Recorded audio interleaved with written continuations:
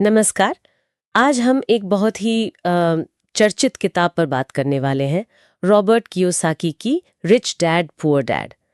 Personal finance की दुनिया में तो ये एक लैंडमार्क किताब मानी जाती है।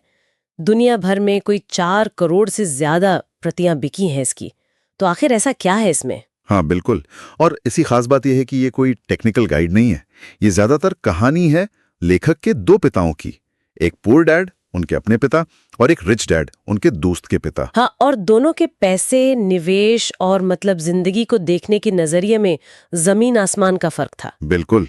तो आज हमारे पास इस किताब के कुछ विश्लेषण हैं और हमारा लक्ष्य है कि हम समझें कि इसके जो मुख्य सिद्धांत हैं वो क्या हैं, इसकी क्या खूबियां हैं और हाँ, इस पर कुछ सवाल भी क्यों उठते हैं। तो चलिए शुरू करते हैं ये पड़ताल। हाँ, और जैसा मैंने कहा, दिलचस्प बात यह है कि ये किताब ना सिर्फ पैसा कमाने के नुस्खे नहीं देती, ये ज्यादा जोर देती है मानसिकता पर। अमीर और गरीब की सोच में क्या फर्क है, हाँ, इस पर। कियोसाकी कहते हैं कि असली आजादी जो है वो चूहे की दौड़ से निकलने में है। चूहे की दौड़ सिर्फ सैलरी के लिए जीते रहना। हाँ बिल्कुल। और उस दौड़ से निकलने की चाबी वो मानते हैं वित्तीय समझ है, फाइनेंशियल लिटरेसी। तो कहानी इन्हीं 2 पिताओं के इर्द गिर्द घूमती है। पुअर डैड जो बहुत पढ़े लिखे थे, पीएचडी थी शायद, हाँ, उच्च शिक्षित थे, सरकारी नौकरी में थे और उनका मानना था कि भाई खूब पढ़ो, अच्छे ग्रेड लाओ और एक सुरक्षित नौकरी पकड़ लो। बिल्कुल परंपरागत सोच। बिल्कुल। और दूसरी तरफ थे रिच डैड। हाई स्कूल भी पास नहीं किया था उन्होंने। हाँ, ड्रॉप आउट थे। पर वो एक सफल उद्यमी, एक बिजनेसमैन बने और उनका फलसफा बिल्कुल उल्टा था। वो कहते थे पैसे के लिए काम मत करो, पैसे को अपने लिए काम पे लगाओ। सुनने में तो ये बड़ा अच्छा लगता है।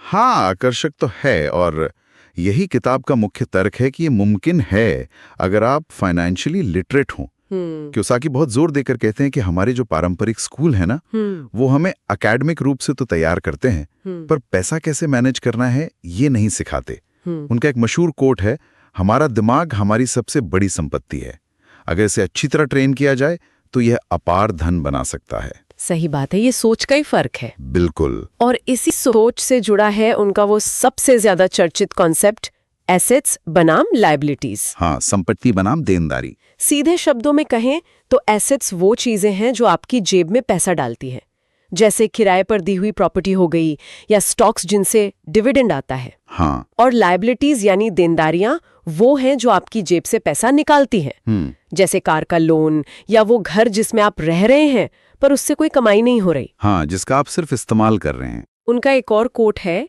अमीर संपत्ति खरीदते हैं, गरीबों के पास केवल खर्चे होते हैं। और मध्यम वर्ग देनदारियां खरीदता है जिसे वे संपत्ति समझते हैं।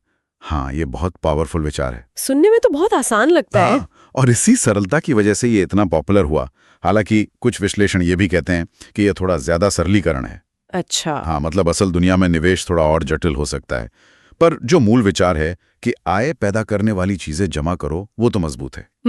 एक और दिलचस्प बात वो कहते हैं, कमाने के लिए नहीं, सीखने के लिए काम करो। सही कहा।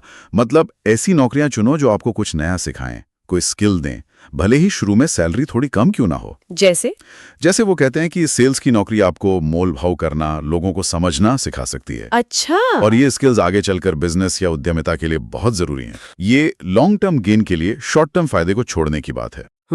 और इसी से जुड़ा है अपना खुद का व्यवसाय देखो। हाँ, अपनी नौकरी पर ही पूरी तरह निर्भर मत रहो, उस सैलरी का इस्तेमाल करो एसेट्स बनाने में, आय के दूसरे स्रोत बनाने में। ये तो सही है। किताब कॉर्पोरेशंस की ताकत के बारे में भी बात करती है। हाँ, कि कैसे अमीर लोग टैक्स बचाने और अपनी संपत्ति को सुरक्षित रखने के लिए कॉर्पोरेट स्ट्रक्चर का इस्तेमाल करते हैं। वो कर्मचारी और व्यवसाय की मानसिकता का अंतर बताते हैं। कर्मचारी कमाता है, खर्च करता है, फिर टैक्स देता है। और व्यवसायी कमाता है, पहले बिजनेस में खर्च करता है और फिर जो बचता है उस पर टैक्स देता है। अच्छा, ये तो थोड़ा जटिल लगता है आम पाठक के लिए। हो सकता है, और यहीं से किताब की कुछ आलोचनाएं भी शुरू होती हैं। ये प्रेरणा तो बहुत देती है, पर प्रैक्टिकल कैसे करें उसका विवरण थोड़ा कम है। इसकी असली ताकत इसकी सरल कहानी कहने की शैली है। मुश्किल विचारों को भी आसान बना देती है। इसने लाखों लोगों की सोच बदली है, सैलरी पर निर्भरता से संपत्ति बनाने की तरफ। हाँ, वो तो है। पैसिव इनकम का विचार, फिजूल की देनदारियों से बचना, ये बातें तो आज भी उतनी ही प्रासंगिक है। बिल्कुल। लेकिन जैसा आपने कहा, आलोचनाएं भी हैं। कुछ विश्लेषण तो इस बात पर भी सवाल उठाते हैं कि ये रिच डैड असल में थे भी या नहीं। हाँ, ये सवाल उठता रहा है। और ये भी कि कुछ कॉन्सेप्ट्स को जरूरत से ज्यादा सरल बना दिया गया है। और ये किताब उद्यमिता मतलब अपना बिजनेस करने पर बहुत ज्यादा जोर देती है, जो शायद हर किसी के लिए नहीं है। सही बात है। हर कोई बिजनेसमैन नहीं बन सकता या बनना चाहता। बिल्कुल, ये आलोचना अपनी जगह ठीक है। फिर भी इसका जो प्रभाव है वो तो मानना पड़ेगा। इसने फाइनेंशियल इंडिपेंडेंस, रिटायर अर्ली यानी फायर मूवमेंट जैसे कल्चर को बहुत बढ़ावा दिया है। हाँ, फायर मूवमेंट तो आजकल बहुत चर्चा में है। और अक्सर जो लोग वित्तीय साक्षरता की अपनी यात्रा शुरू करते हैं उनके लिए पहली किताब होती है। ये डर, शक, आलस्य जैसी जो मानसिक बाधाएं हैं उन पर काबू पाने की बात भी करती है, जो शायद सबसे टिकाऊ सबक है इसका। तो इन सब बातों का निचोड़ क्या निकलता है? ये किताब रिच डैड पुअर डैड शायद निवेश की कोई टेक्निकल हैंडबुक ना हो। नहीं, बिल्कुल नहीं। लेकिन ये पैसे को लेकर हमारी जो बनी बनाई सोच है उसको चुनौती जरूर देती है।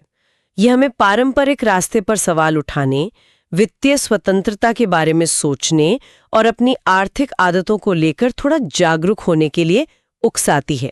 जैसा किताब में कहा गया है, महत्वपूर्ण ये नहीं कि आप कितना पैसा कमाते हैं, महत्वपूर्ण ये है कि आप कितना पैसा रखते हैं।